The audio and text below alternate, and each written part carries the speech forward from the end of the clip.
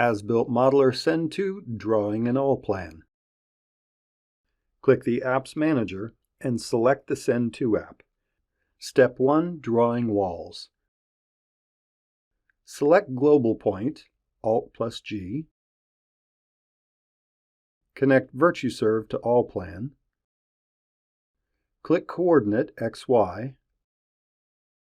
Click the corners of the wall. In ALLPLAN, zoom to the wall you created. Continue for each wall in your project.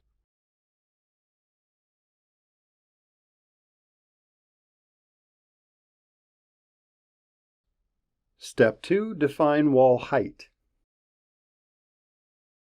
Edit wall type.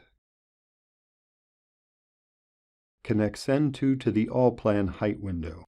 Select the elevation, Z macro. Mark the elevation point field in ALLPLAN. Then click the ceiling in the scan view.